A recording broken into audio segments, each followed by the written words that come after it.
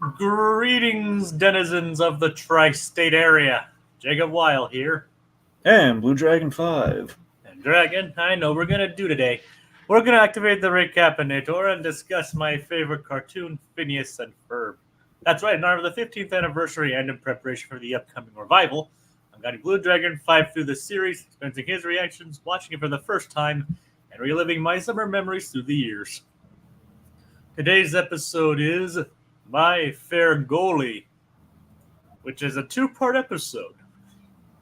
So, Jacob, how are you feeling about this extreme soccer? Well, I'll tell you, Jacob, I didn't much care for it. All right. Why not?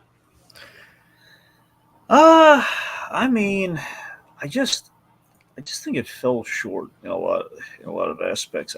I mainly, this did not need to be two parts. You don't think so? I don't think so. I like the Doofenshmirtz stuff. That was funny. You know, Doofenshmirtz calling in sick, essentially. That's really funny. Yeah. Everything else just felt like more of like, it felt like first pass kind of stuff. It feels like there's maybe an episode, but if there is an episode, it's not like an event episode. You know, it feels like we dedicate a lot of time to what's the bus jingle? Nostrils on the bus. Nostrils on the bus. Feels like there's a lot of time dedicated to Nostrils on the bus. It's a catchy jingle, though. It is catchy. But that's what I'm saying. There is not a lot to this episode, and look, I'm not even saying there has to be a lot to it. If you're going to carve out like two vignettes worth of episode there, you should have something there. And you just don't think that was it? I really don't. I really don't think there was much to this one. Honestly, I was frankly a little bored by it, and I'm more interested in football and English football than I've ever been in my life, thanks to Ted Lasso. And this is like this just I was kind of bored. I was kind of bored to tears with this one by comparison. I know it's not a fair comparison because this came way before that, but even still, it just feels like we had a cool set for the soccer, but really just not a lot of build-up or payoff. And technically, I think this would have been around the same time as the original Ted Lasso ads came out. Well, sure. I mean, maybe, probably. Like, when did the Coach Lasso ads originally start? I want to say 2016, but it could have been as early as 2014. Well, then, it's only just a couple years after this episode. Yeah, I mean, either way, I'm like there. I'd be shocked if Ted Lasso's 2011, but I really don't know. I don't believe so. I think you're right. Yeah. I can do a quick search just to make sure. I mean, sure. I mean, you can, Coach Lasso. Carbon date it, Coach Lasso ads. Let's see. Just want to highlight the image here. We have like the tall cousin whose name I believe is Beckham. Either that or Pele, but yeah. Yeah, that's what I'm saying. So Beckham or Pele, whoever. And also, actually, 2013 was like the earliest Coach Lasso. Oh, there you go. So yeah, it's still like that. That's after this. Still either way, right? Am I correct? On like 2 years, yeah. Yeah, by 2 years, yeah. There's a look at Pele slash Beckham. slash Beckham here. He's so disinterested in this episode. Look at him. He's saying, really? This, and also look at him here. He's saying like, man, this my cousin here. This cousin by marriage or however you want to like. Look at this, my step cousin here. He's so. Look at that freeze frame on his face. Look at him. Should I have gone with the Ferb and the emus? I mean, I don't think it would have helped or hindered Jacob. I think it's just the curse of Phineas in still form. I don't know. I'm gonna say, look at him. It's just like this. It's like the opposite of wall-eyed. It's like he's almost like too focused, Well, he's looking at the ball. I don't say he's keeping his eye on the ball, but it just feels like something's off. I can't put my finger on it. It's this weird thing. I suppose so. I don't know. Anyway, we have some comments. It's like I don't even remember tonight's episode. That's what I'm saying, man. Doesn't really help. I mean, I'm not gonna say this is one of The my episode title is a parody, in that the subplot in which that is parodying is barely anything. It's like what I was saying was it's not one of my favorite episodes either, but I do find some moments of enjoyment in this episode. Yeah, I mean, that's laughs. I won't I mean, take that away from it. although as far as I probably didn't remember, it's of the two parters, it's probably lower on my favorites list. Like he also says Ted Lasso's a mid-show in his opinion. When I look back on Ted Lasso, and honestly, there are a lot of parallels to The Bear. If you look at it, the first season is probably the best for Ted Lasso. And I still I love Ted Lasso. I do. I do think narratively it was at its strongest in the first season. Season 2 added a lot of good stuff, though. Yeah, that's the thing. I'm just saying, for measuring them, 2 has wonderful. I love everything about 2. It's just if you hold them side by side, I don't know. 1, much like The Bear, you look at season 1, and it's just there's a full story there. It's what you need to know, And then 2 is like we're building on. This is great stuff that we're building. There's nothing wrong with 2. I just think 1's stronger. And then season 3 is okay. I like 3, but 3 had a lot of pressure on that, and you can kind of see that in the product. Like it feels like they didn't really know how to end it. Yeah, and not to mention all the Keeley subplot stuff. That's what I'm saying. All the Keeley stuff was kind of death by 1,000 Keeleys for season 3. Yeah, I mean, it could have. I mean, that plot could have worked. It just didn't. Yeah, I think it wasn't terrible or anything. It wasn't bad. Just it's, I don't know. Third season, kind of wavered. Three wavered. Two had great narrative stuff with the Nate. All the Nate stuff in 2. The way season 2 ended is brilliant. And basically, we could probably say that season 3 is only bad by comparison when it comes to Ted Lasso. Yeah, that's what I'm saying. It's like not as good in comparison. Sure, there you go. Because like comparison of itself. Because even not very good Ted Lasso is still good television. Still very pleasant. Exactly. And mustachioed. Exactly. It's Major Monogram's favorite show. All right, before we get into the actual episode, I do have a little bit of information regarding some of the guest stars in this episode. Was David Beckham in this episode? Actually, no, funnily enough. Okay, we're going to need I don't know if we want to wait on the graphic or not. All right, I can bring it up. Dan Swampy. Really? We're going to have all these Beckhams and you couldn't even get David Beckham? Really? Well, it would have been hilarious if they actually had gotten like Victoria Beckham. Well, true. That also would have been really good too. It's like instead of David Beckham, you get Victoria Beckham, which would be a cool still if you get one of the Spice Girls.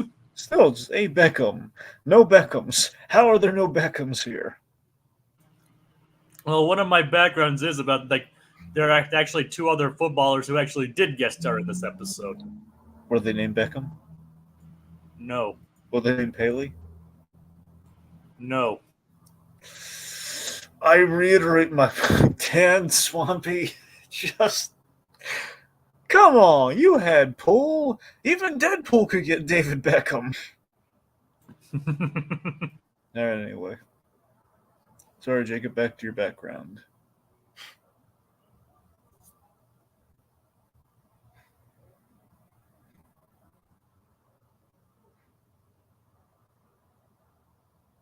Oh, and I was muted.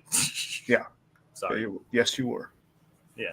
Real-life footballers Gary Lineker and Darren Bent are guest stars members of the Nostrils football team. So they are pretty well-known footballers.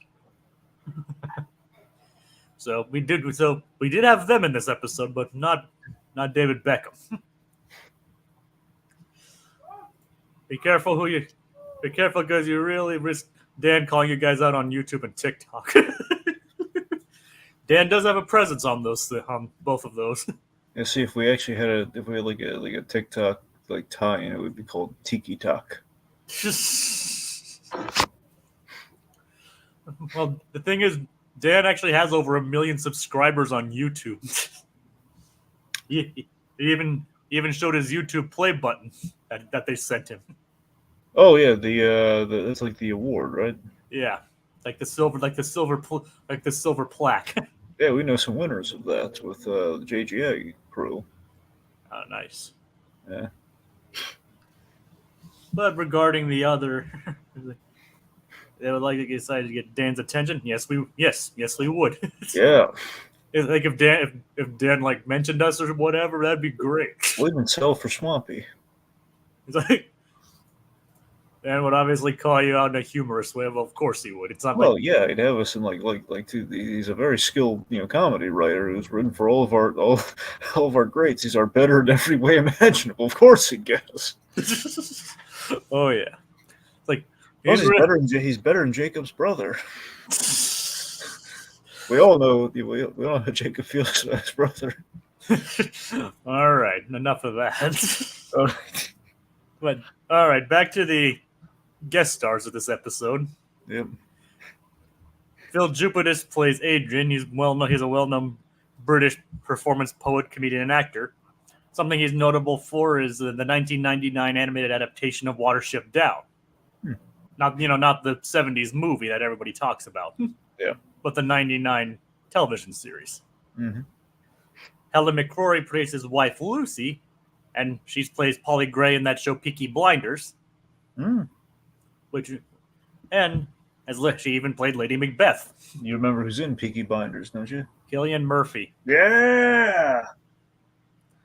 I know. Well, I'm saying that I want to appreciate. I just like to take a moment to appreciate Cillian Murphy when we can.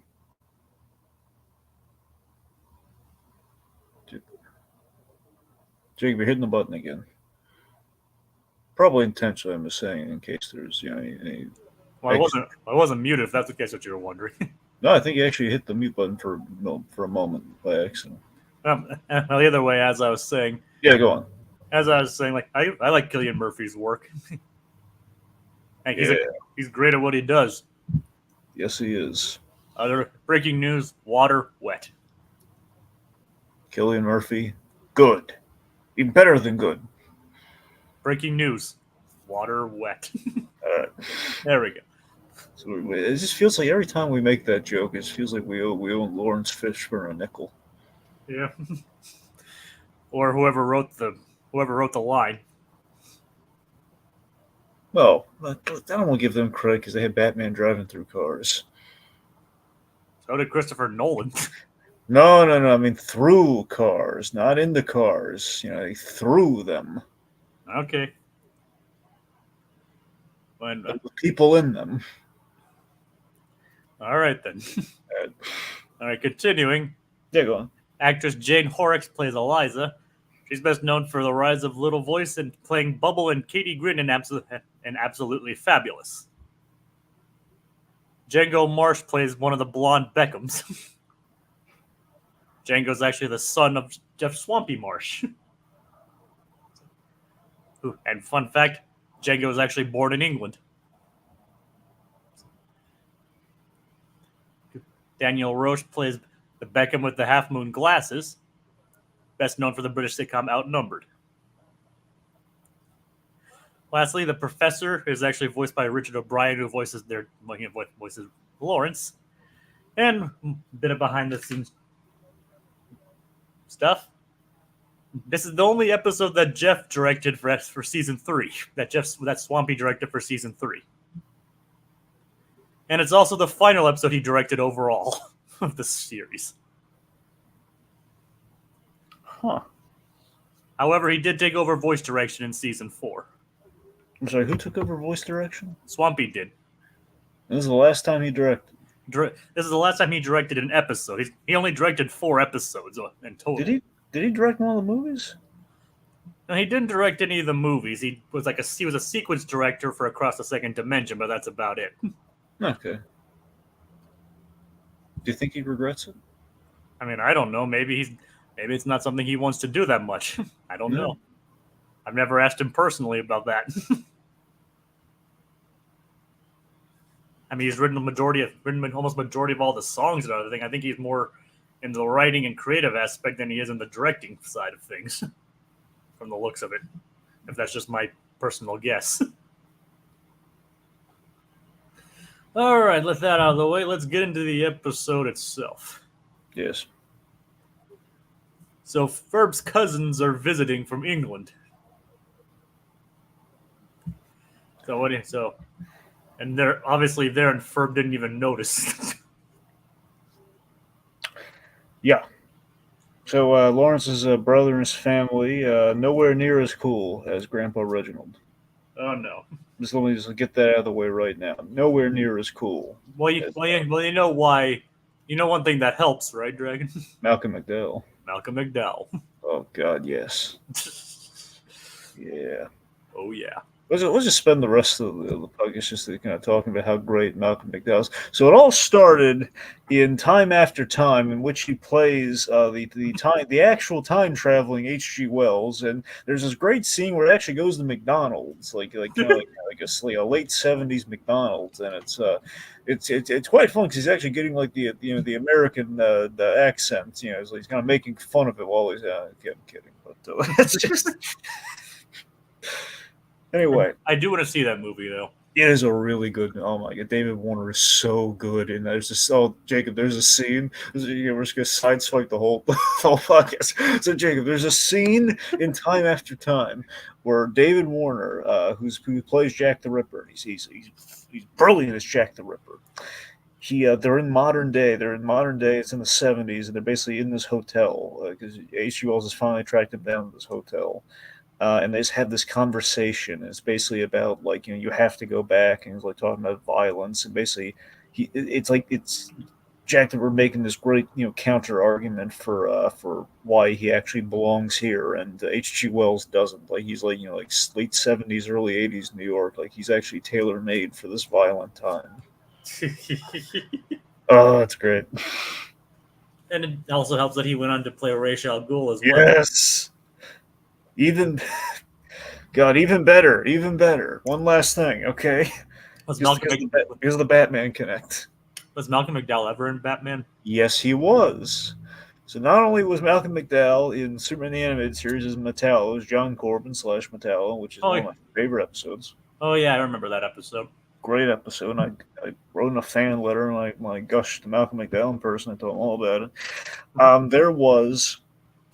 There's an episode of Batman the Animated Series. I believe it's called Showdown. It's a very unique episode, unlike any of the other Batman episodes, period, in the series, in which Jonah Hex is our lead character. Basically, Ra's al Ghul is telling Batman and Robin a story. He's the framing device. So it's Ra's al Ghul in the Old West going up against Jonah Hex, and the main character that Jonah Hex is going up against. Basically, Ra's al Ghul is like the guy who's like orchestrating the whole thing, but. The guy's leading Ra's al Ghul's mission is a guy named Arcady Duval. Arcady Duval is voiced by Malcolm McDowell. Ooh. Yeah. And there's something very significant about the pairing of those characters, but I won't tell you why. Was that an animated series or? Yeah, the original. Well, I mean, it's the original animated series, but if you want to be all technical, it's the Adventures of Batman and Robin. But you know what I mean. It's essentially season, or for Code Geass, Volume 3 of Batman the Animated Series. Okay. Because I don't think I've seen that one in that.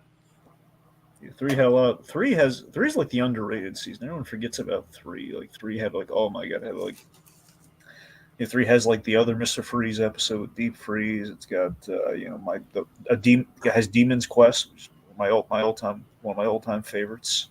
Mm-hmm. It's Lock Up. It's got a lot of good ones in there. Oh, his Silicon Soul being my other all time favorite. That's in 3. Oh. Right. Well, sounds like a good time then. I'll have to find that episode. Yep. All right. So back to the episode at hand. There's not much there. Go on. You tell them what happens. All right.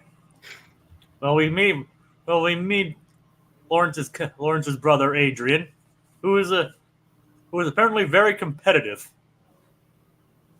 and he seems to pass it on to his sons.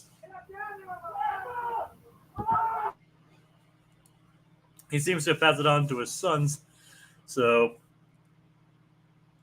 what happened? And of course, his daughter Eliza gets to meet Candace. sets into motion a whole array of things going on. Reginald is one of my favorite grandparents in the series, which is I agree, Code Geass. Yep. Like I said, being voiced by Malcolm McDowell definitely helps. It always has, oh, the lumbago. Yep. So as I mentioned, Adrian and Lawrence have some kind of sibling rivalry going on, which at first seems like Adrian always seems to get the one up on Lawrence. It would appear. But as he admitted, it does have a good payoff later, though. So the whole family's there for the Sniffleton nostrils. Nostrils on the bus. Nostrils on the bus. We're going to do that every time we talk about the nostrils. How can we not? But I love the whole Sniffleton, like as a nod to Wimbledon. That's kind of cute. Yep, especially considering it was also a big part of Ted Lasso. Yeah. Yep. Oh, yeah. Obviously, so we're definitely also going to make some Ted Lasso parallels here and there as well. Yep. I'm seeing what we're not going to do is we're not going to do the Jamie Tart song, but yeah. He's everywhere. Yeah, we can't do the whole thing. This is a family show. Yeah. It's a family picture. All right. Sorry. Oi. Sorry. So Ferb's cousins actually they talk about if Ferb's become too Americanized, and apparently Phineas is trying to deflect that. Then Baljeet comes in and ruins the whole thing. It's like a cow hands him his cowboy hat, a baseball glove, a banjo, and American flag leotard. And what does Phineas get? A sack. He's very pleased to get that sack back. Well, maybe it's important to Phineas.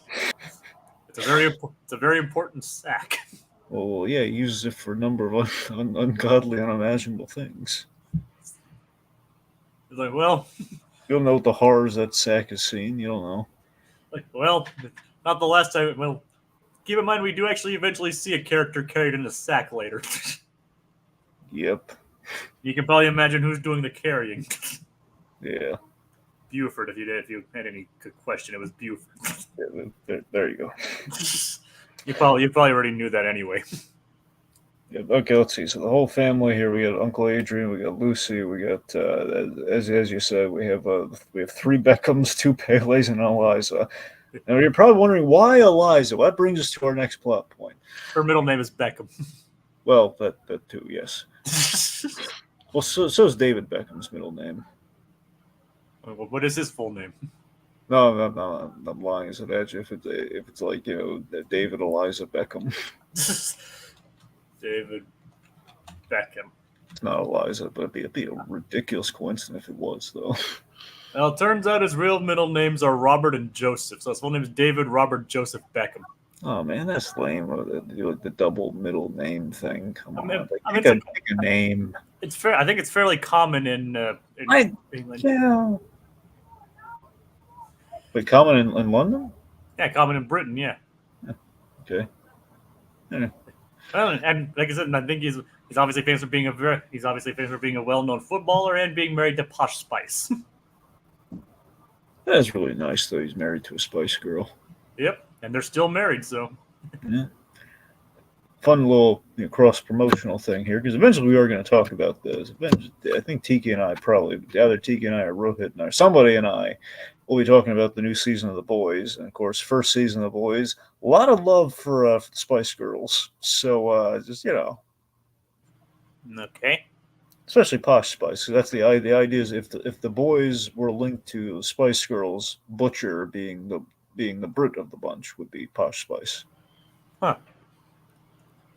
Very violent, crowbar wielding Posh Spice, but Posh Spice, all the same. I wasn't expecting a boy to. When everyone brings up The Boys, I wasn't expecting a connection to the Spice Girls.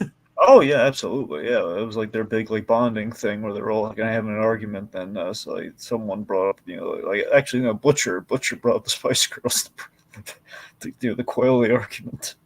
Well, as long as it works, I guess. Well, yeah. Anyway. So basically, they start challenging to a football match or soccer match. And apparently, according to Isabella, Ferb once played an entire game of soccer with a pumpkin. She doesn't know why he did this. The reasons of which are still a mystery, shrouded in mystery. And Ferb doesn't bother to explain. No, he doesn't. So Candace, basically, we're doing this is where we're getting the title, My Fair Goalie. Candace basically wants to be a lady, like very much Eliza Doolittle style, hence the name Eliza Beckham. Well, the thing is, like, she realizes that Jeremy is an Anglophile, but it turns out, like, she thought he was like his family was from Wisconsin. But apparently, which they explained to her, it's basically someone who's a fan of things British. So yeah. So naturally, she interprets that as like, oh my god, is he not gonna like me anymore? He's gonna like me more if I change myself into a British person, basically. Even though Eliza's like literally spelling it out to her, it's like, no, I don't think that's gonna change anything. And so we can already imagine how it goes, right? Yeah. So we just get that out of the way then. Let's do it. So basically, at the game, like Eliza does teach Candace how to be a proper lady, like kind of My Fair Lady / Pygmalion style. Yep. So, and Candace even adopts this British accent, and Jeremy catches on to what she's doing. Admittedly, I think of all the stuff we're doing this episode, it's very it's really we're doing My Fair Lady with Candace, and I don't know, even when we are doing My Fair Lady with Candace, it felt very surface level. It felt very much like, okay, we may have a song for her, and that's about it. It's basically all we get is like a montage. That's all we really get, because when we get the end result, it's like it feels like that's a Candace plot. In 2 episodes, we had a Candace plot that was like basically it felt even smaller than it should have been. Because she didn't even go, she just went to the song, and then next time we see her, she's the prim and proper Candace. Yeah. This doesn't matter. She knows this doesn't matter. I mean, it's like, oh, Jeremy, Jeremy likes the Brits. It's like yeah, like something we've never seen him like before, but It's like well, it's like I did mention in this, as it goes on, it does flesh out his character a lot more. So what is Candace? Lucy Ricardo? She's always afraid, like, oh no, it might not be interesting. Sorry, even less Lucy Ricardo, more like Fran Fine from The Nanny. Like, he's just going to lose interest in me like that? Was this episode released long before they acquired Aniston? Yeah. Like, if you count the acquisition as taking place in 2019, then yeah, I would say so. Then 8 years before the Aniston. I would say so, yeah. But also some more connective boys tissue. Okay, you ready for this? I'm ready. Okay. So Huey on The Boys also voices Superman now on My Adventure Superman. Jack Quaid, son of Dennis Quaid, and his mom, Meg Ryan. Ooh. Yeah. So, and voice of Anastasia. Nice. Probably not the singing voice. Anyway. Christopher Lloyd was in that show too, and that movie too. Yes, he was. He was Rasputin. As he tends to be. Not the singing voice though. No, that was Jim Cummings doing a really good job. Oh yeah.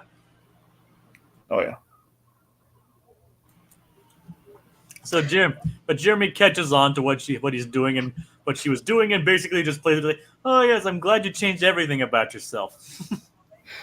basically saying, oh yeah, it's like, I'm glad you did, and everything. Like, you didn't like me before. And then, no, I didn't, Candace. I mean, it was I was just hanging in there for this moment. I was just waiting. I was just waiting for it all to pay off. I was just waiting for all the busting, all of it to go away, and just to settle on like this a normal falsified Brit. Yeah, but it has a good moment where he's like, now can you stop this whole thing and go back to being my girl?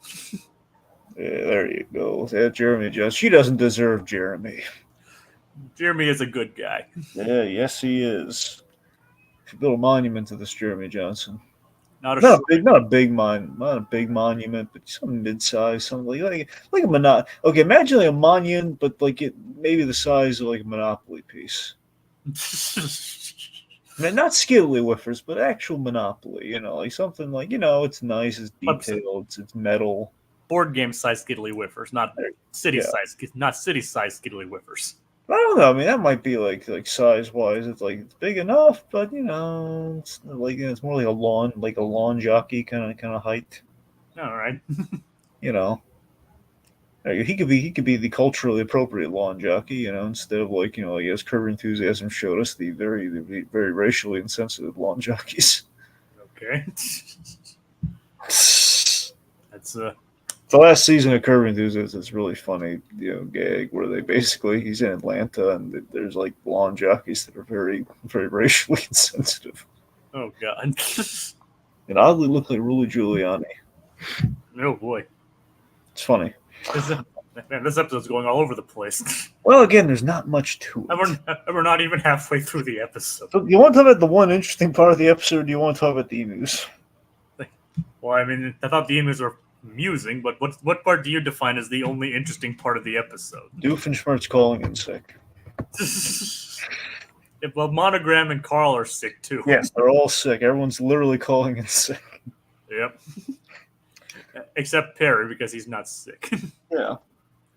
That platypus doesn't get sick. Nope. Well, he does get sick, but not. Oh, no. The platypus sweats milk, which makes us sick in turn. He's like, oh, those platypuses are gross. Platypi. You know what he means. Yeah. Why do we keep bringing that up of all things? Why is that a running gag? Well, because we keep trying to make it plural. And it's funny. Yes, absolutely funny. Well, at least it makes me laugh. I don't know if anyone else will laugh. Well, it makes me laugh too. There you go. I mean, I'm not saying it's a bad thing. I'm just wondering. Of all the running gags we have, that's the one I didn't expect. All right, so it's up to Perry to visit Doofenshmirtz and heal him up. Otherwise, we have no show. Yep, so like Doofenshmirtz is obviously sick too. Brought him soup, and so he brought Doofenshmirtz soup, which makes you wonder what happened to all the soup that he had the other day with the chicken Soup-inator. Well, he used it all. Yeah, I know, but you think he would have had to at least save some for himself. Well, it's probably spoiled. Well, I mean, all the meat he bought was. That's what I'm saying. So the soup probably spoiled too. I mean, soup doesn't spoil as easily. I mean, he didn't refrigerate it. Well, there you go. Yeah, it's not like a can. It's like in a plastic container. So I don't know. In the hot sun, it's probably not going to do good for it. Yeah. But either way, this is one of Doofenshmirtz's more weird plans. Well, he was very delirious, and he wasn't really, he was brainstorming a few concepts. Well, to be fair, he wasn't sick when he came up with the plan. Well, sick in a different sense, but yeah. He wasn't ill. There you go. Unwell, whatever the proper term would be. He was ill-fated. Yes, that too. So his plan is like, basically he thought of the phrase like, if a tree falls in the woods and no one's around to hear it, doesn't make a sound. He's like, oh, obviously the answer is yes. Got a job, thinky boy. He has some type of. He's got really good lines here. Thinky boy. Yeah, that's his phrase. That's his line to philosophers. Get a job, thinky boy. It's just kind of funny. Kansas. Which is kind of funny considering how all the existentialist trading cards we saw across the second dimension. Oh yeah. Something tells me he wouldn't be a fan of existentialist trading cards. No. Anyway. Again, every time you only hear a random aside that's Disney related. What is it? Every time I hear Topeka, I think of Monsters Inc. Topeka. Why refresh my memory on that one? Okay, so on the awesome bonus features on the Monsters Inc. DVD, there was this thing where they had it was like a runner where for the first the initial Pixar films, I think up to until Cars, because Cars is when we started to get into the whole like Disney separating from Pixar, then basically brought back the whole how that whole thing went. Before that between Toy Story and Incredibles, you had this meta thing where I think they had like I forget if it was the same guy in every interview, but at least until Incredibles, it was a different. They had like different interviewers, but they had like this news anchor guy doing like these interviews with the animated characters like via satellite, because you had to explain how a person's like talking to an animated character and doing these interviews.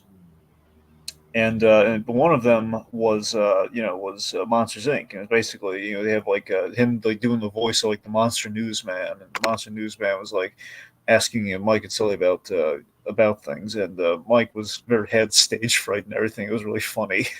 He was all shy and everything because he was like, which is actually now kind of funny in hindsight, considering what happened in Monsters That Work season 2. Exactly, but that was the idea is he warmed up. He was initially shy, and then he was hamming it up the moment he finally got like a word. And he demonstrated how the doors work. He's like, so you're here, and then you're in Topeka. He close the door, no Topeka, close it. There's Topeka. So every time I hear Topeka, I think Mike Wazowski demonstrating the doors. Was he ever covered by the news logo? I believe so. Yeah, probably. I believe when it came up, they did something like that. But it's always funny if you ever look at Jacob. No joke, all the marketing they do for Monsters Inc. And it's awesome. Even on Disney Plus. On Disney Plus, all the marketing they block the little eyeball. And you know what though? He's perfectly fine with it. I love it. I just love it. As people are like, oh my, it's like, I can't believe it. I'm on Disney Plus. I was on TV. I'm on the cover of a magazine. It's awesome. I just love that. By the way, I love the fact we had that off-screen conversation with Mike, and on screen, I suppose. Like she was off-screen. Conversation like Mike's talking to Sully's mom. It's your mom. It's like, oh yeah, it was great. It was amazing. It's your mom. Just the patience of a saint, Mrs. Sullivan. And obviously Sully himself. Oh, sure. He must have gotten it from her. There you go. Yeah, but you know what the sad thing is though, Dragon? What? I never had the Monsters Inc. DVD. Oh, you poor soul. But I had the VHS tape. I'm Jacob. I'm sorry you grew up in such squalor. I'm sorry. I had the VHS tape. You had a brother you couldn't stand. You had the VHS tape. I didn't say I couldn't. I didn't say I couldn't stand him. Yeah, Jacob, he's not here. You don't have to defend him. It's okay. But my point is, what was cool about the VHS tape is that it was actually a light blue VHS tape. Yeah, I remember that. I also had the tape. I eventually got the DVD, but I had the tape at first. But the DVD was blew my mind. But I never had the tape or the DVD. It's okay. Do you want the Happy Snacks? No. Okay, because we have them. I mean, they're really nice. I mean, there's oatmeal. Okay. Okay. You good, buddy? You want to keep talking about the episode? Yes, let's talk about the episode. Okay, we're gonna talk about the episode. Claude, we're gonna talk about the episode now. Okay, let's talk about it. So Doof's plan is to answer the age-old question about what sound does it make when the tree falls. So he decides to make it so whenever something falls over, it whispers his name. Doofenshmirtz. Yeah. I love that. As I'm saying, I love everything about this Doofenshmirtz plot. It's definitely one of his more unusual plans. By all counts, it doesn't make any sense, but it's delightful. It's by all counts, it doesn't make sense.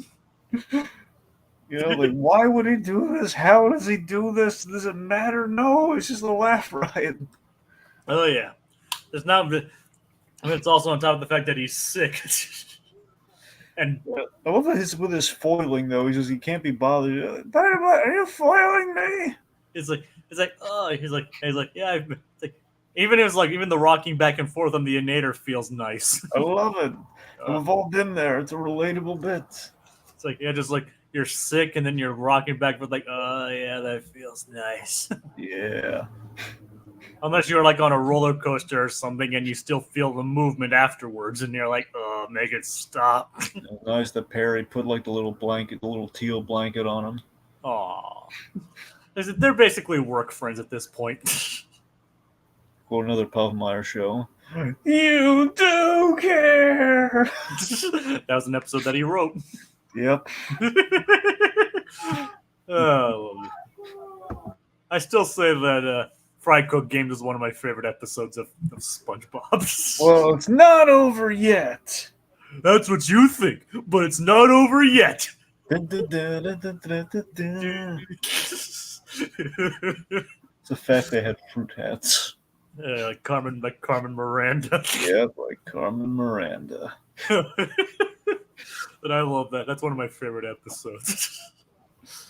The hat's so nice it's named after two teenage girl characters from animated shows. Oh yeah. Okay. All right. So let's see. I guess we have the main football plot. So what do you got? It's like, well, we still have the sibling rivalry. Yeah, we have that and Lawrence. Those are the two things we have left. So how do you want to? What do you want to talk about first? Well, let's talk about the sibling rivalry with Adrian and Lawrence. So I don't think Linda would care at all about this. Well, I think it's actually kind of funny that she does. I mean, yeah, but it's just like the things they're doing with the rivalries, like who can hold their breath the longest. Like I don't know. And the thing that makes her, it's like, Lawrence, I've seen you wear more shirts than that. Okay, I'll admit that was really funny. Okay, the shirt gag was really funny. Is the fact she said that with such conviction. Like I know you've worn more shirts. Okay, that's funny. Yep. I'm sure there are a lot of Friends memes after that too. By the way, I wonder if that was actually inspired by the gag from Friends. No idea. I just always thought it was like a standard like cartoon gag kind of thing of wearing so many shirts. Really? Where else have you seen that kind of gag? I mean, I don't know. I've seen it in several other places. I can't remember where though. Okay. I just thought it was like just something meant to be funny. Yeah. I don't know, maybe it is a reference to Friends, but I don't know. I'm saying like there's this really funny moment from Friends where Joey, out of revenge, is wearing all of Chandler's clothes, like all of it, so he's like all bundled up exactly like Lawrence. All right. I can't wear that many layers. I can barely wear two shirts at once. I mean, I can, but any more than two, and I'm out. You probably look like Randy from Christmas Story, all bundled up. And you can't even move. I can't even put my arms down. Oh God! Put your arms down at school. Ah! I can't. His arms just like straight out, like doing a T pose. Yep. But yeah, then the whole rivalry ends with like them doing keep upsies. Lawrence is doing his victory dance. Well, what happens is like he kicks it up and it looks like he lost, making Adrian stop and catch the ball. Like, yes, it does look like that, doesn't it? And then he continues play. Very clever, Lawrence. Oh yeah. He basically he did what Linda did. He destroyed him and rubbed it in. Yeah. which is nice. He earned the win. Yeah. So what was the other thing you wanted to discuss? Well, I guess we had just like the whole emu curse thing. We should talk about that. Yep, there's apparently the emu curse happens when you're touching a ball and emus carry away your assistant coach. which British curses are supposedly very specific. Which I mean, some depending on how you look at it, is kind of how Ted Lasso season 2 ended. We had wasn't by emus, but we had a dog curse, and Nate got carried away, and he became evil. Yes, until he came back. He redeemed himself. He redeemed himself. Yes. Yeah. But yeah, Nate the Great. Yep. Oh God, that's another. I mean, yes, he redeemed himself, but even then, that was still a bit rocky there. It was. He did Ted dirty. Ted didn't do him anything wrong, but Yeah, He just felt like he was underappreciated. Yep. And then the waitress at the restaurant he liked basically told him like go back to Ted, man. There you go. And Yeah. he did. So yeah, Nate the Great worked out well for him. Went back, also coach along with the great Roy Kent. So yeah, we like Ted Lasso. And season 3, again, not as good as the first 2, but still good television nonetheless. So basically, what's your thoughts on this? So what's your thoughts on the Emu curse overall then? I mean, it's I love the whole the British curses are very specific kind of gag. Oh yeah. The emu curse itself is funny, but that's what I'm saying. I don't like the fact we dragged it over like 2 episodes. Like there's this, like Ferb's got a hang up about playing football, and it happens to be this emu curse. You're basically thinking this episode could have been condensed into 11 minutes. Tremendously so, yeah. What would you have cut specifically? Well, I mean, again, we probably should have cut Candace's story entirely if we were going to do that with her. I mean, we should have cut that. We haven't even gotten to Football X7 yet. That's what I'm saying. We should have cut Candace. We should have ultimately we should have cut at least half. We should have cut half of the X7 stuff. Like here's a frustrating thing where the thing I like from the X7 is the invention of the X7. Okay, like the whole like that. Yeah, go on. The Professor Rossi form and all that. Yeah. The whole, I love the palindrome thing. That the backstory on X7's funny. Yeah. I don't know how necessary it is, but it's funny. All this thing with the cousins and just the snobby cousins. Like I don't know, I don't really need that. Can't just be like, hey, we like soccer. You guys play football here? Matter of fact, we do. Here's how we're gonna do it. We kind of there has to be an emu. Look, here's the thing. The emu curse is funny. It just feels like we're padding. It feels like very obvious attempt at padding. Yeah, I mean, I don't know if it's because they needed to make it that way for Disney or whatever, or they just thought it would warranted a half-hour episode. But yeah, if there was more padding, it'd be wearing a red hat, man, with marmalade under. Padding. It's a ton of padding. Yeah. I see what you did there. Yes. Anyway. All right, let's see. Okay, so X7 again. This whole basically it's a neat idea, but even when here's the thing, we build up X7, and the end result is and their X7 is just run all around the place. I mean, it looks cool, but it's it feels like we shortchanged the X7 payoff. It looks like we kick a soccer ball, it ends up score it. Admittedly, 3-dimensional soccer in that kind of sense does seem really cool. It does. I mean, it seems cool. It just seems again there was a lot of build just to get to it. Where if it was 11 minutes, I think I'd be able to appreciate it more. The thing is, the song that they used, the song that they wrote for this, they reuse it later in season 4. Ah. For hockey. Is it 3-dimensional hockey? Well, it's just more extreme. Not necessarily in the same sense as that. It's just more they're putting on a halftime show, and they put on this extreme post-apocalyptic hockey show. Yep. So let's talk about what breaks the emu curse. A boy with singing a high-pitched note in front of the curse. It's one of the person who is cursed. See, now this is something I would love to have happened to season 1 Baljeet, but not season 2, not season 3 Baljeet. No, not see. He doesn't deserve this. It's let's just say, he got kicked in not kicked, but the ball hit his what. Yeah. And we all the ball they scored the goal. They hit between the goal post. Yep, it's you definitely feel that one. Yep. And you're like, ooh. Yeah, and again, it's man, a part of me wants to take this scene, clip it out, go back in time, and put it in that season. It's yes, But just now it contextually just doesn't work. It's like, man, we didn't do that to poor Baljeet. It's like, It's he like, didn't it's do like, anything wrong. and I still feel vindicated in the fact that I told you that you'd come around on Baljeet. Yeah, no, you're right. Again, I held out hope he would improve, and he did. Dragon's thoughts on this are similar to mine about the haunted house episode from season 1. Hmm. And this surprisingly few hits to the unmentionables. Like, this is like the only one. Yeah. Like, the only one so far, from what I understand. Yeah.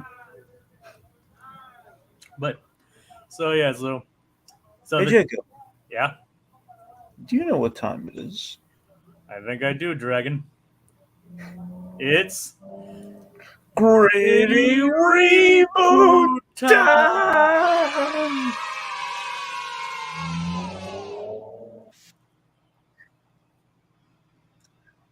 There it is after this episode. He's in a full body cast from the waist down. And also, we should mention his. Wouldn't that be a half body cast though? Yeah, be a lower body cast. Well, okay, fine. Be a half body cast. Or lower body cast probably sounds better. Lower body cast. Baljeet, he used to talk like, "Oh, this is so painful." Oh my God, this is so painful. Like, oh, he's got like his timbre lowered like 8 octaves. So instead of lowering his voice, instead of heightening his voice, it lowered his voice. Exactly, because how could it really get any higher except for that like one high note that he hit? That's the thing. It's like you can't do that. It has to go the other way. Basically, Baljeet sounds like James Earl Jones from now on in the show. That's essentially what the Gritty Reboot would do. Is like, okay, so he suffered permanent damage. There's a lot of sympathy. Phineas and Ferb have essentially sterilized the poor kid. I mean, remember last week's Gritty Reboot, he's like, considering he preserved his family line by winning the bike race. So that's the thing. The curse struck. A different curse struck Baljeet this time. It was not a tiger, but it's a different strike ball of sorts. Yeah, it's like let's just say it's a collision of balls. Sure. Soccer balls. Yeah, there you go. Right in the soccer balls. Yeah. Yeah. Or right in the footballs, actually. Either way. Yeah, there you go. Just no. Here's what happens in the Gritty Reboot. This is how it happens. It's like, Buford, pass the soccer ball here, and then like whoever has he gets stolen from. This is the snobby Pele or Beckham here. It's like, soccer, eh? You really ticked off when you say soccer. Soccer, eh? And then like kick right to oh. It's like, fun fact, dude. Do you know who came up with the term soccer? I mean, yeah, who came up with the word soccer? Oh. Britons themselves came up with the word soccer. Wait, really? Yeah. Huh. Because the name derives from association football. Oh. And so like in the late 1800s, I believe they had a thing for shortening things, and they called it shortened from association to soccer, and that's how it got its name. We adopted it, and for some reason they started to hate the name. So okay. Heck, you've even seen the soccer Saturday in Ted Lasso. Yeah, that's actually a real show in Britain. There you go. It wasn't something Ted Lasso made up. Nice. Yep. So is the Gritty Reboot done, or do we have more for that? Nah, man, unless you have anything you want to add. Nah. Like, do you think Doofenshmirtz gets terminally ill? No, it's just a cold. There you go. I think you'll be fine. Yep. So basically, what happens is, like, due to Baljeet's scream, and the fact that He had a hat. He had a Sunday bonnet hat on him. What happened was that the curse was broken. Ferb aims for the goal and misses.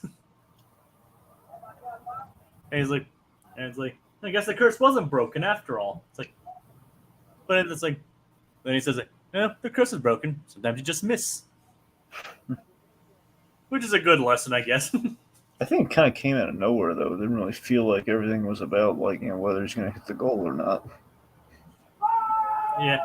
Well, the whole thing was like talking about the curse and why he doesn't want to play it, how it would affect him. So if that happens, I can kind of see where he's coming from on that. So it didn't come entirely out of nowhere, but yeah, I do see where you're coming from on that in that regard. So then we rejoin the Nostrils on the bus. Nostrils on the bus. Yep. And then they see the Football X7 stadium. And then they go to after basically the Doofenshmirtz hits a tree and they have to reroute. And so what happens is they take it. So what happens? They come across that. They take it away, and Professor Ross E4 feels vindicated in the creation of Football X7. Yep. Again, I love that his name was a palindrome, so he got blacklisted. And people are still afraid of the palindromes, apparently. Yeah. Palindrome phobes, or whatever you want to call them. Yep.